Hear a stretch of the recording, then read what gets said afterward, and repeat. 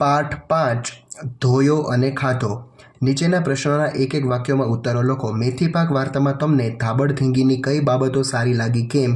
મેથીપાક વાર્તામાં ધાબળધીંગીની માતૃપ્રેમ, બહાદુરી અને સાવચેતી સારા લાગ્યા કેમ કે ધાબળધીંગીના આ ગુણને કારણે તેના બચ્ચા પહેલવાનની નફરતથી બચી શક્યા અને મોટા થઈ શક્યા.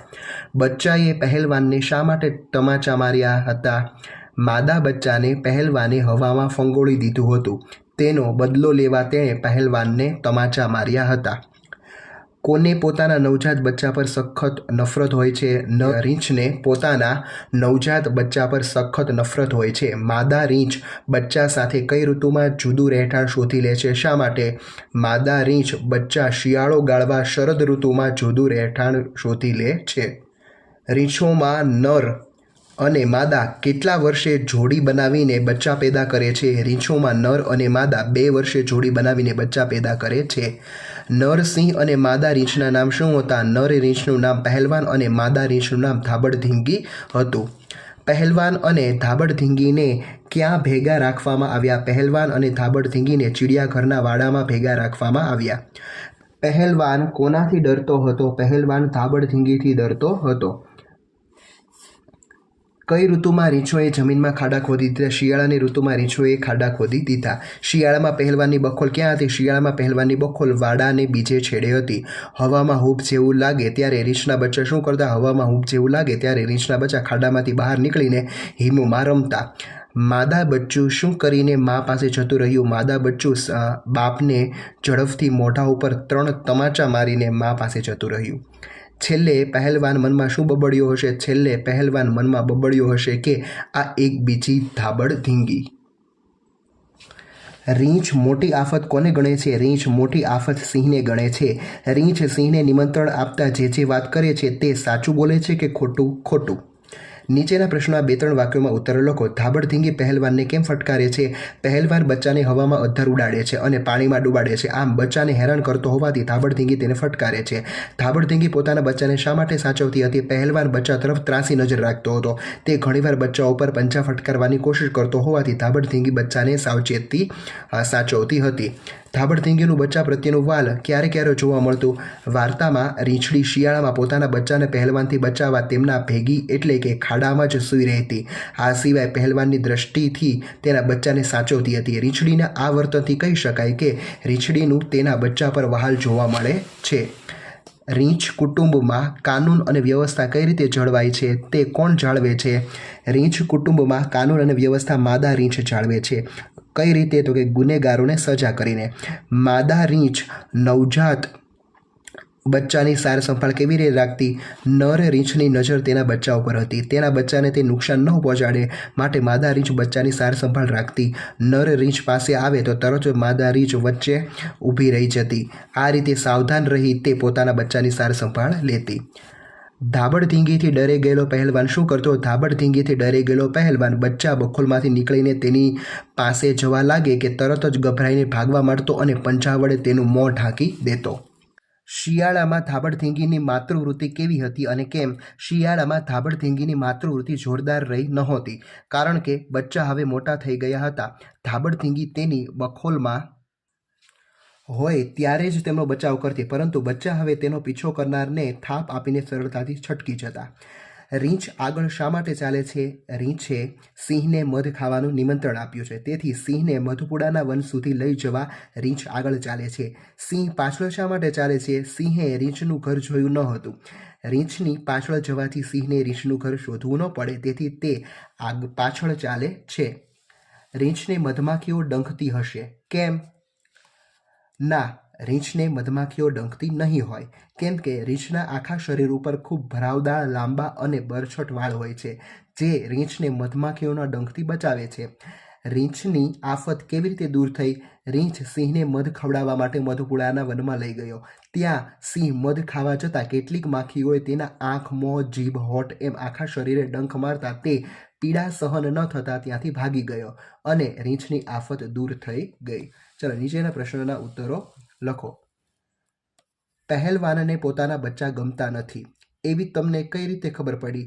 પહેલવાનને પોતાના બચ્ચા ગમતા નથી તે નીચેના વાક્યો પરથી ખબર પડે છે. પહેલું વાક્ય, પહેલવાન તેમની તરફ ત્રાસી નજર રાખતો અને ઘણીવાર પંજા ફટકારવાની કોશિશ પણ કરતો.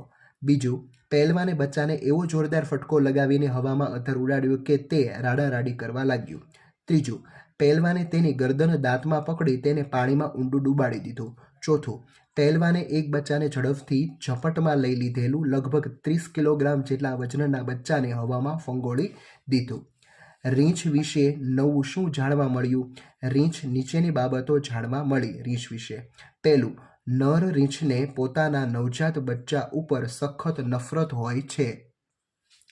વસંતમાં માદા રીંછને બચ્ચા સાથે એવી રીતે છુપાઈ જવું પડે છે કે ત્યાં કુટુંબના વડાનો ભેટો થાય જ નહીં. શરદ ઋતુમાં તે બચ્ચાને લઈને શિયાળો ગાળવા તે નોખું રહેઠાણ ગોતી લે છે. નર રીંછનું કદ માદા રીંછ કરતાં લગભગ બમણું હોય છે. પહેલવાને બચ્ચાને ક્યારે હવામાં અધર ઉડાડ્યું? રીંછના કુટુંબમાં રહેઠાણના વાડામાં વચ્ચોવચ ઝાડનું જાડું અને ઊંચું થડિયું હતું. એકવાર 3માંથી એક બચ્ચું થડિયાની ટોચે ચડીને બેઠું અને તડકાની મોજ માણવા લાગ્યું. ધાબળધીંગી નજીક નહોતી, ક્યાંક ઊંઘની મજા માણી રહી હતી. પહેલવાને જોયું કે મેદાન ખાલી છે, એટલે થડિયા પાસે સરકીને બચ્ચાને જોરદાર ફટકો લગાવી હવામાં અધ્ધર ઉડાડ્યું. પહેલવાને બચ્ચાને કેવી રીતે પાણીમાં ડૂબાડવાનો પ્રયાસ કર્યો? પહેલવાને એક બચ્ચાને ખાઈ પાસે જતું જોયું અને આગલા પંજા પાણીમાં બોળતું જોયું. પહેલવાન ખાઈમાં ઉતર્યો અને લપાતો છુપાતો પાણીમાં છબકારા બોલાવતો બચ્ચા પાસે પહોંચી ગયો. તેણે અચાનક બચ્ચાની ગરદન દાંતમાં પકડી લીધી અને તેને પાણીમાં ઊંડું ઝબોળી ડૂબાડવાનો પ્રયાસ કર્યો. રીંછોના વાડા પાસે ભેગું થયેલું ટોળું ખુશીમાં શોર કેમ મચાવી રહ્યું હતું? એકવાર રીંછોએ ખરેખરો તમાશો કર્યો હતો. પહેલવાન ખાઈમાં હતો અને તેણે જેને હવામાં ફંગોળ્યું હતું તે બચ્ચું તેના પર નજર રાખી કાંઠે ઊભું હતું. પહેલવાને ખાઈમાંથી નીકળવા પથ્થરની દિવાલના એક ખાંચામાં પંજા ભરાવ્યા. ત્યારે એક માદા બચ્ચું તેની પાસે પહોંચી ગયું. તેણે ઝડપથી 3 તમાચા ચોડી મા પાસે જતો રહ્યો. આ ઘટના જોઈને રીંછોના વાડા પાસે ભેગું થયેલું ટોળું ખુશીમાં શોર મચાવી રહ્યું હતું. રીંછ હોશિયાર છે એવી કેવી રીતે ખબર પડે છે? રીંછને રસ્તામાં સિંહ મળે છે. તે તેનાથી ડરી જવાના બદલે તેને ચતુરાઈથી મધપુડાના વનમાં લઈ જાય છે. ત્યાં મધ ખાવા જતાં તેને આંખે, મોઢે, જીભે, હોઠે એમ આખા શરીરે મધમાખીઓ ડંખ મારી દે છે. પીડા સહન ન થતાં સિંહ ત્યાંથી ભાગી જાય છે અને રીંછ બચી જાય છે. તેથી જ કહી શકાય કે રીંછ બહુ હોશિયાર છે. સિંહની પૌરાણિક કવિતાની પહેલી 2 પંક્તિઓ અને છેલ્લી 2 પંક્તિઓ વચ્ચે શો ફરક છે? એવો ફરક શા માટે છે? કવિતાની પહેલી 2 પંક્તિઓમાં સામે રાણા સિંહ મળ્યા રે આફત આવી મોટી અને છેલ્લી 2 પંક્તિઓમાં સામે રાણા સિંહ મળ્યા તા આફત ટાળી મોટી એવો ફરક છે. પહેલી 2 પંક્તિમાં સિંહ મળ્યો તેથી આફત આવી છે, જ્યારે છેલ્લી 2 પંક્તિમાં રીંછ તેને યુક્તિપૂર્વક ટાળી દે છે. ચાલો, શબ્દોને યોગ્ય રીતે ગોઠવીને વાક્ય બનાવો. વાર્તાને આધારે તે સાચું વાક્ય હોય, સાચું છે કે ખોટું તે જણાવો. ચાલો, પેલું છે આડાવડા છે, એ શબ્દો આપેલા છે. શબ્દો આડાવડાને તમારે વ્યવસ્થિત ગોઠવીને વાક્ય બનાવવાનું છે. બંધ કરી દે છે પહેલવાન ધિક્કારવાનું પોતાના બચ્ચાને. પહેલવાન પોતાના બચ્ચાને ધિક્કારવાનું બંધ કરી દે છે. ખોટું. રીંછડી ક્રોધે ભરાઈને રીંછને બરાબરનો ટીપી નાખે છે. સાચું.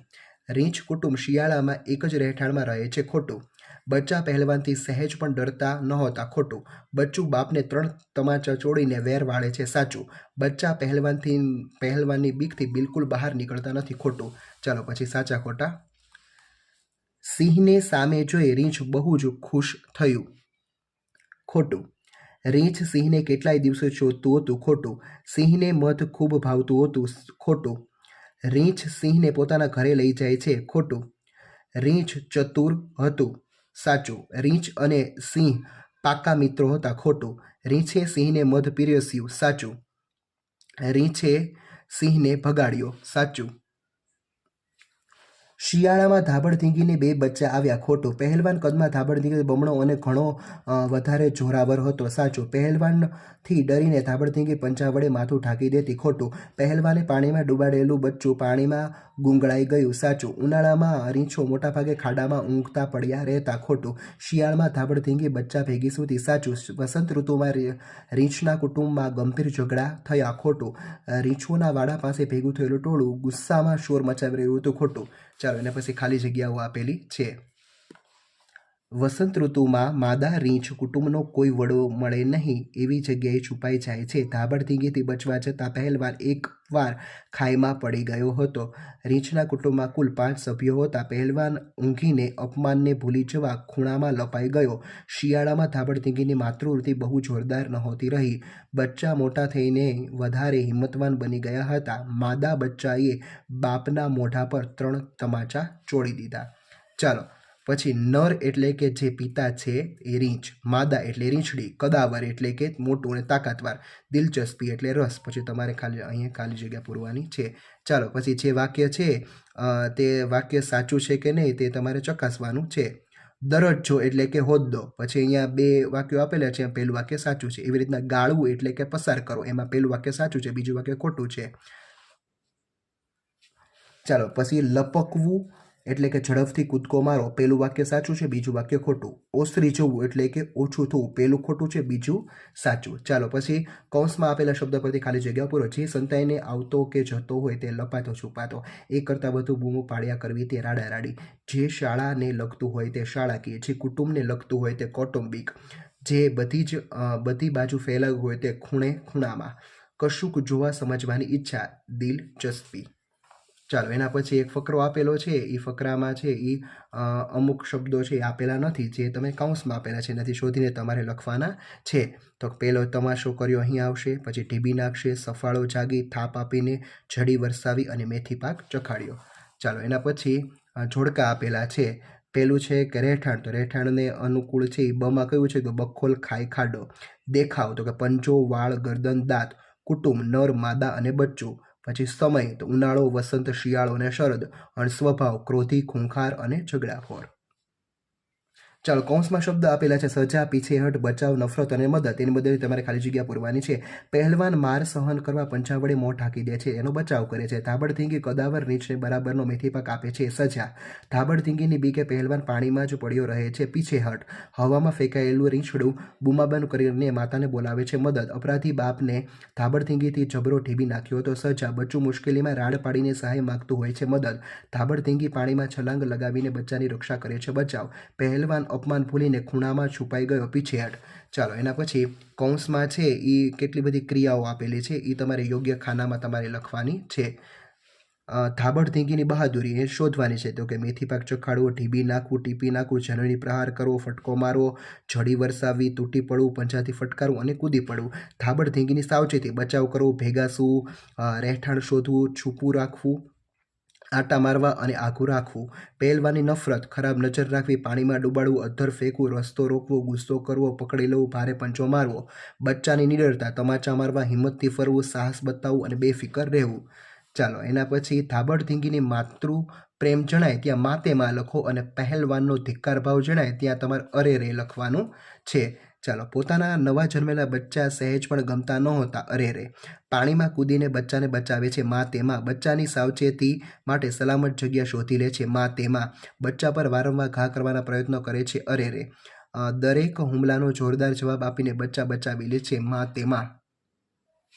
ચાલના પછી બચ્ચાની ચીસ સાંભળતા જ ગુસ્સે ભરાય છે અને બરાબરનું ટીપી નાખે છે, મા તેમાં. બચ્ચાની બોછી પકડીને પાણીમાં ઊંડું ઝબોળે છે, અરે રે. બચ્ચા ઉછેરમાં મશગુલ રહે છે, મા તેમાં. બખોલમાં જતા બચ્ચાને રોકવાની કોશિશ કરે છે, અરે રે. બચ્ચાઓ તરફ ખરાબ નજર નાખનારે સાવધાનીપૂર્વક દૂર રાખે છે, મા તેમાં. ભારે પંજાનો ફટકો મારીને બચ્ચાને ઊંચે ફેંકી દે છે, અરે રે. ઘટના ક્યારે બને છે તે દર્શાવવા ઋતુ નામ લખો. ઉનાળો, વસંત ઋતુ, શિયાળો અને શરદ ઋતુ. ધાબડધીંગી બચ્ચાની કાળજી ઓછી કરે છે, શિયાળામાં. જમીનમાં ખાડા ખોદીને મોટા ભાગે આરામ કરે છે, શિયાળામાં. પછી રીંછ કુટુંબ વચ્ચે મતભેદો ઓછા રહે છે, વસંત ઋતુમાં. ધાબડધીંગી બચ્ચા સાથે રહેવા જુદું સ્થળ શોધી લે છે, શરદ ઋતુ. પહેલવાન બચ્ચાનું ડોકું ડુબાડીને પાણીમાં ડુબાડે છે, ઉનાળો. રીંછડી બચ્ચાને પહેલવાનથી છુપી જગ્યાએ સંતાડે છે, વસંત ઋતુ. ચાલો નીચેની કાવ્ય પૂર્તિ છે એ તમારે પૂર્ણ કરવાની છે. હાડ ચામડા બહુ બહુ ચૂથિયા, ચાખોજી મધ મીઠું, નોતરું દેવા ખોળું તમને આજે મુખડું દીઠું. રીંછ જાય છે આગળ, એના પગ ધબ ધબ, સિંહ જાય છે પાછળ, એની જીભ લબલબ. મધપુડાનું વન હતું એ નહીં માખોનો પાર, બચકું પૂડો ખાવા જાતા વળગી લારો લાર. આંખે મોઢે જીભે હોઠે ડંક ઘણેરા લાગ્યા, ખાધો બાપરે કરતા ત્યાંથી વનરાજા તો ભાગ્યા. ચાલો, નીચેના વાક્યો માટે કવિતામાં કયા શબ્દ જૂથ વપરાય છે તે શોધીને લખો. મારું કહ્યું માનો, રાખો મારું કહેણ, તમને નિમંત્રણ આપવા શોધું છું, નોતરું દેવા ખોળું તમને, માંસાહાર બહુ કર્યો, હાડ ચામડા બહુ ચૂથ્યા. ચોથું, તમારું આજે દર્શન થયું, આજે મુખડું દીઠું, સિંહે રાડા રાડ કરી મૂકી, રાણાજીએ પાડી બૂમાબૂમ, રૂવે રૂવે માખ વળગી, વળગી લારો લાર. ચાલો, વિચારીને કહો.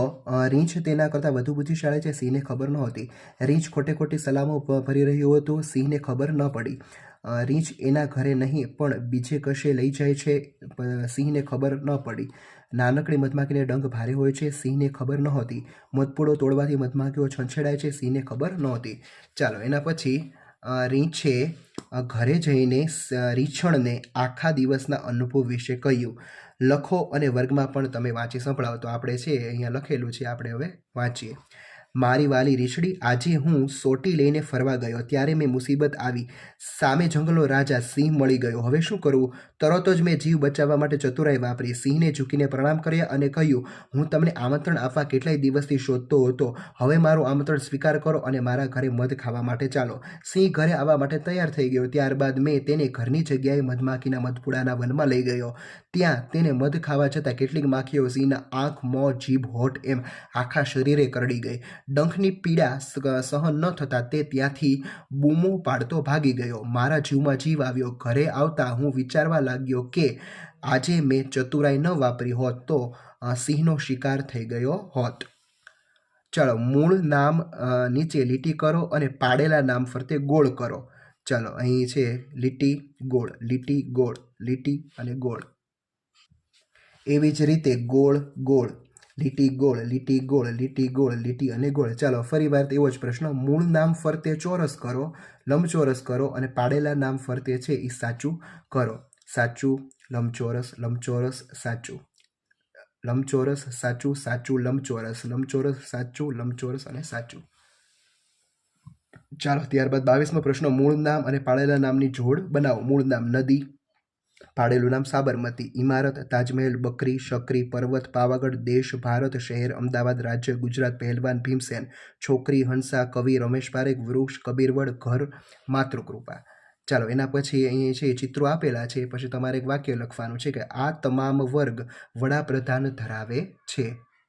ચાલો, એના પછી બધા ફૂલ આપેલા છે, તો આ તમામ વર્ગ ફૂલ ધરાવે છે. પછી આ ફૂલ છે બધા ગુલાબના છે, આ તમામ વર્ગ ગુલાબ ધરાવે છે. આ તમામ વર્ગ પેન્સિલ ધરાવે છે. આ તમામ વર્ગ જ્વાળામુખી ધરાવે છે. ચાલો, ત્યારબાદ એક અને જૂથમાં વર્ગીકરણ કરો. જો તમને ખબર ન પડે તો આ કોષ્ટક તમારે વાંચી લેવાનું છે. ફકરો વાંચી લેવાનો છે.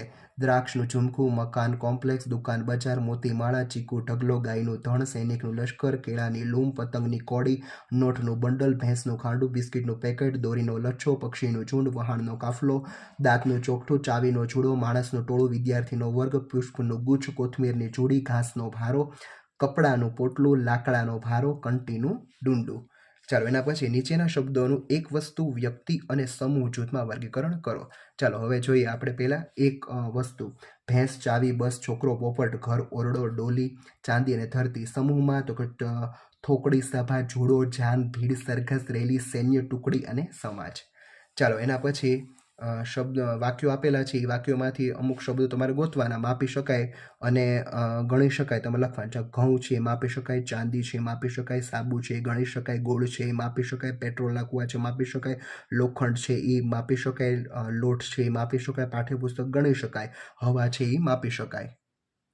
ચાલો, ગણી શકાય અને માપી શકાય તેવી વસ્તુઓ લખવાની છે. ત્યારબાદ ગણી શકાય ફરતે ગોળ અને માપી શકાય ફરતે તમારે છે લીટી કરવાની છે. ગણી શકાયમાં થેલી, કોથળી, વાટકો, ચશ્મા, કપ, દાંત, કુંડું, પડદો, ફુગ્ગો અને ચંપલ. માપી શકાય એમાં શાક, દૂધ, દાળ, ચા, ખાંડ, દંતમંજન, ટૂથપેસ્ટ, પાણી, તડકો, નાઇટ્રોજન વાયુ, ચામડું અને પ્લાસ્ટિક.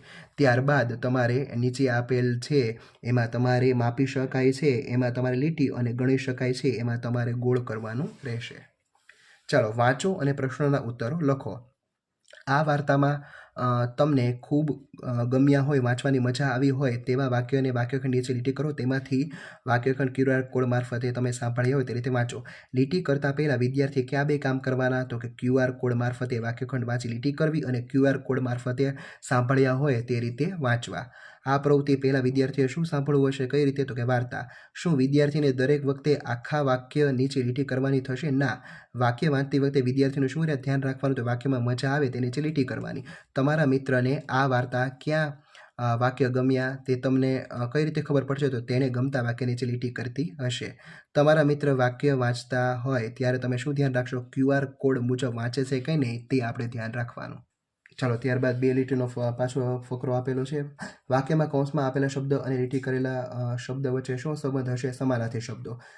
કૌંસમાંના શબ્દ પર સાચું કરવા માટે તમે શું વિચારશો? વાક્યનો અર્થ ન બદલાય. વાક્યમાં લીટી કરેલા શબ્દ જેવો જ અર્થ હોય તેવા કેટલા શબ્દ કૌંસમાં હશે? 1. તમે યોગ્ય શબ્દ પર સાચું કર્યું છે તો કઈ ખબર પડશે? લીટી દોરેલા શબ્દને બદલે સાચું કર્યું હોય તે શબ્દ પર શબ્દ મૂકી વાંચવાથી. શિક્ષકે આ પ્રવૃત્તિમાં શું કરવાનું થશે? વર્ગમાં સમૂહ ચર્ચાનું આયોજન કરવું પડશે. તમારો જવાબ સાચો ક્યારે ગણાય? લીટી દોરેલા શબ્દને બદલે સાચું કરેલો શબ્દ મૂકવાથી વાક્યનો અર્થ બદલાય ને ત્યારે સાચું ગણાય. ચાલો, એના પછી ત્રીજું એવું જ આપેલું છે. એકમમાં શેના વિશેના શબ્દો આવતા હશે? સૂર્ય, ચંદ્ર, તારા, વાદળ, પહાડ, વૃક્ષ, નદી જેવા કુદરતી તત્વો. આવા તત્વો શોધવા તમે શું કરશો? એકમ ભણીશું. તમને અચરજ થયું કે નહીં તેની ખબર કઈ રીતે પડશે? તો એકમમાં આવા શબ્દો જાણવાથી. અચરજ પોટલી શોધવા ક્યાં જશો? એકમના અંતમાં. આ એકમ ભણતી વખતે વિદ્યાર્થીએ કયો ભાવ કે લાગણી વધારે થયા હશે? અચરજ. ચાલો, એના પછી ચોથું આપેલું છે. આ સૂચના પ્રમાણે તમારે કેટલા કામ કરવાના થશે? 4. આ પ્રવૃત્તિમાં સૌથી વધારે તમે શું કરશો? પહેલાં આખો ફકરો સળંગ કડકડાટ વાંચવાનો. તમારે વાક્ય ટુકડા લગભગ કેટલી વખત વાંચવા પડશે? 3 વખત. ફકરો વાંચતી વખતે તમને હસવું શા માટે આવશે? સાર્થક ફકરો ન બનતો હોવાથી. ચાલો, ત્યારબાદ અહીં વિદ્યાર્થીએ એકલા કરવાની હોય તેવી ક્રિયા તો કે વાક્યમાં ટુકડા પરથી 2 ફકરા તૈયાર કરવાની. આ પ્રવૃત્તિ તમે કરી લેશો ત્યારે તમારી પાસે શું લખેલું હશે? તો કે 2 ફકરા. ચાલો, એના પછી અલગ અલગ વાક્યો આપેલા છે. આ અલગ અલગ વાક્યોને સાર્થક ટુકડા વડે જોડીને તમારે ફકરો બનાવવાનો છે. એક ફકરો છે એ બનાવેલો છે, બીજો ફકરો તમારે બનાવવાનો. ચોખાને મીઠાના પાણીમાં 2-3 કલાક પલાળી રાખો. પછી તે પાણી નિતારીને ચોખાને સુતરાઉ કપડા પર પાથરી લો. એક વાસણમાં મીઠું ગરમ કરવા મૂકો. મીઠું બરાબર શેકી તેમાં ચોખા નાખી શેકવા દો. ચોખાની ધાણી તૈયાર છે. ચાલો, દરેક વાક્યમાં કશીક ભૂલ છે શોધી કાઢો અને વાક્ય સુધારો. સુધારેલું વાક્ય ફરીવાર લખો. ચાલો, અહીં છે સૂરજ આથમ્યો અને અજવાળું થયું. સૂરજ આથમ્યો અને અંધારું થયું. પછી શું છે? તો કે મનીષનો જે દાંત પડી ગયો હતો ત્યાં તેને નવી દાઢ ફૂટી. દાઢને શું આવશે? તો કે દાંત. ચાલો, ત્યારબાદ ધોમધોકતી ઠંડી હતી એટલે મેં 2 સ્વેટર પહેર્યા. ધોમધોકની જગ્યાએ કડકડતી ઠંડી હતી ત્યારે મેં 2 સ્વેટર પહેર્યા. ચાલો, એના પછી કૂતરો બચકુની જગ્યાએ છે એ બટકુની જગ્યાએ બચકું આવશે. પહેલાં છે એની જગ્યાએ પછી આવશે. સત્રની જગ્યાએ છે સ્કૂલ આવશે. અને ત્યારબાદ અહીં ચાલુ છે એની જગ્યાએ બંધ આવશે. પીળી છે ત્યાં જગ્યાએ છે એ લીલી આવશે. નહોતો છે ત્યાં હતો આવશે. ચાલો, પછી 2 ઘટના તમારે લખવાની છે. ઉદાહરણ એક આપેલું છે, ઉદાહરણ પ્રમાણે લખીએ. એક તમને ઘટના આપેલી છે, એની પહેલાં અને પછી કઈ ઘટના બને એ લખો. ઓટલા પર પાણી ઢોળાયું હતું. શિરીન કાંઈ જોયા વગર દોડી લપસી ગયો. શિરીનના ઢીંચણ ચોલાઈ ગયા અને આરોગ્ય કેન્દ્રમાં લઈ ગયા. ઢીંચણ પર મલમ લગાવી પાટો બાંધ્યો. પછી એક વાક્ય આપેલું છે, અને અમે મોટેથી હસી પડ્યા. તો આપણે લખવાનું કે દાદાએ ચશ્મા મંગાવ્યા. દાદીમાએ ચશ્મા પહેરી લીધા અને અમે જોરથી હસી પડ્યા. ભયંકર વાવાઝોડું આવ્યું. મંડપ તૂટી પડ્યો. થોડું ઘણું નુકસાન થયું પણ કોઈને જાનહાનિ થઈ ન હતી. શિક્ષકે રાજસ્થાન પ્રવાસે જવાની વાત કરી. હું રાજી થઈ ગયો. ઘરે જઈને મેં પપ્પા પાસે પ્રવાસમાં જવાની અનુમતિ માંગી. જોરદાર વરસાદ પડ્યો. ચોપડીઓ પલળી ગઈ. પંખા નીચે સુકાવા મૂકી. કરણને ઉધરસ ખૂબ વધી ગઈ. કરણ ચૂપચાપ દવા પીવા માંડ્યો. મેં ભૂલ બદલ માફી માંગી. મેં મારી બહેનને ધક્કો માર્યો. પપ્પા ગુસ્સે થઈ ગયા. મને ઉધડો લીધો. ખૂબ ઠંડી લાગી. ગોદડી ઓઢી લીધી. ઠંડી દૂર થઈ ગઈ. હું નાસ્તાનો ડબ્બો લઈને દોડ્યો. ડબ્બામાંનો નાસ્તો ઢોળાઈ ગયો. મારા મિત્રે મને નાસ્તો આપ્યો. ચાલો, શબ્દ બરાબર ન હોય તેને છેકી નાખો. તો કે નજીકની આગો છે એમાં આગો છેકી નાખે. ચડીને ઉતરી છે એમાં ઉતરી છે અને અહીંયા ચડીને છેકી નાખે. અહીં સૂતો, જાગતા, નીચેથી, નીચે, પહેલાં, દૂર, પહેલાં, ઉતરવા, ઘટે, પાછળ અને આગળ. ચાલો, એના પછી સાચી જોડણી. અહીં કોશિશ, જનૂન, ઊંડું, મશગુલ, ચત્તો, પછી ઉદ્યાન, ચિડિયાઘર, કૌટુંબિક, ઠેકડો, દિલચસ્પી, માતૃવૃત્તિ અને ઝઘડો. ચાલો, નર તો માદા, વસંત તો પાનખર, બમણો તો અડધો, નફરત તો પ્રેમ, જાડું તો પાતળું, સુવે તો જાગે, જોરાવર તો અશક્ત, આગલા તો પાછલા, પીછેડ તો આગે કૂચ અને ઊંચું તો નીચું. ચાલો, ફકરાઓ વાંચો અને પ્રશ્નના જવાબ આપો. ચાલો, પહેલા ફકરો વાંચી લેવાનો, પછી તમારા પ્રશ્નના જવાબ આપવાના છે. પ્રવાસીઓને શાની તક મળી? પ્રવાસીઓને પંખીઓના કલશોર સાંભળવાની તેમજ ન સાંભળેલા અવાજો સાંભળવાની તક મળી. સિંહ કેમ અચાનક જાગી ગયો? સિંહના 3 બચ્ચામાંથી એક બચ્ચું સિંહ ઉપર ચડી ગયું, તેથી અચાનક સિંહ જાગી ગયો. ચાલો, ત્યારબાદ કોને છેતરીને ભાગી ગયું? સિંહના માથા પર ચડી ગયા સિવાયના બાકીના 2 સિંહ બાળમાંથી પહેલું બચ્ચું બીજા માર ખાધેલા બચ્ચાને છેતરીને ભાગી ગયું. સિંહ કેમ ગુસ્સે ન થયો? સિંહ તેના બચ્ચાને વહાલ કરતો હતો, તેથી ગુસ્સે ન થયો. બધા જોવા ઊભા રહી જાય તેવો ખેલ કોણે કર્યો? સિંહના 3માંથી એક બચ્ચાએ ખેલ કર્યો. કોને બરાબર માર્યો? સિંહના બચ્ચા સિંહના માથે ચડી ગયા સિવાયના બાકીના 2 સિંહ બાળમાંથી પહેલા બચ્ચાએ બીજા બચ્ચાને બરાબર માર્યું. ચાલો, હવે નીચે છે એ તમારે જન્મ સમયનું વાંદરું અને મોટું થયા પછીનું વાંદરું છે એ તમારે દોરવાનું રહેશે. ચાલો, ત્યારબાદ પ્રશ્નોના જવાબ. આ વાંદરાને ટબુકડા કેમ કહ્યા છે? આ વાંદરા સાવ નાના હોવાથી તેમણે ટબુકડા કહ્યા હશે. એક પિગ્મી મોરમાં સેટ્સ 10 વર્ષનો છે, તો તેને બાળક કહેવાય, યુવાન કે વૃદ્ધ? શા માટે વૃદ્ધ કહેવાય? કારણ કે પિગ્મી વાંદરાનું આયુષ્ય છે એ 10 વર્ષનું હોય છે. મોટા થાય ત્યારે પિગ્મી વાંદરાનું વજન જન્મ સમય કરતાં આશરે કેટલું હોય છે? 10 ગણું હોય છે. ખરું કે ખોટું? તો કે ખરું. પિગ્મી વાંદરા આશરે કેટલા વર્ષ જીવે છે? 12 વર્ષ. પિગ્મી વાંદરાની વસ્તી દિવસે વધતી જાય છે, ઘટતી? તો કે ઘટતી જાય છે. તમને આ વાંદરા વિશે સૌથી વધુ અચરજ શું લાગ્યું? તેની ઊંચાઈ અને વજન વિશે અચરજ લાગે છે. અંદાજ લગાવો કે વિલુપ્તનો અર્થ શું? વિલુપ્ત એટલે કે નાશ પામવું. ચાલો, એના પછી મૌખિક ચર્ચા છે એ તમારા મિત્ર સાથે અથવા તમારા શિક્ષક કહે એમ કરવાની રહેશે. ચાલો, એના પછી પ્રવૃત્તિ જોઈએ. ઘોડાના દાંતની ગણના કરીને તે નર છે કે માદા તે કહી શકાય. ઘોડાને 40 દાંત હોય છે, જ્યારે ઘોડીને 36 દાંત હોય છે. કેટલીક માછલીઓ પણ ઉધરસ ખાય છે. એટલે કે અહીં છે મેં 6ઠું વાક્ય વાંચ્યું, એવા વાક્યો અહીં આપેલા છે જે અચરજ પમાડે છે. એવા તમારે એક વાક્ય લખવાનું છે. કેટલીક માછલીઓ પણ ઉધરસ ખાય છે. તમારા ઘર ફળિયા ગામમાં કોઈ મોટેરાના પ્રાણી વિશે તમે અવનવી બાબતો પૂછો. ચાલો, મેં મારા દાદાજીને ઘોડા વિશે જણાવવા કહ્યું. મારા દાદાએ મને ઘોડા વિશે ઘણી બધી વાતો કહી, જેમાંથી કેટલીક હું જાણતો નહોતો. દાદાજી મને કહ્યું કે ઘોડો ક્યારેય બેસતો નથી. આ જાણે મને અચરજ થઈ. મને એમ કે દાદાજી મારી સાથે રમૂજ કરે છે, પણ તેમણે મને કહ્યું કે હા, આ વાત સાચી છે બેટા. ચાલો, એના પછી કોષ્ટક છે એ આપેલું છે. કોષ્ટકમાં જંગલી પ્રાણીઓના 14 નામ છુપાયેલા છે, તે શોધીને તેના ઉપર તમારે ગોળ કરવાનું છે અને તમારે લખવાના છે. વાઘ, રીંછ, દીપડો, જીબ્રા, સસલું, સિંહ, ચિત્તો, હાથી, શિયાળ, વરુ, ગેંડો, હરણ, વાંદરો અને ઝરખ. અહીં તમારું આ ચેપ્ટર પૂરું થાય છે. Thank you.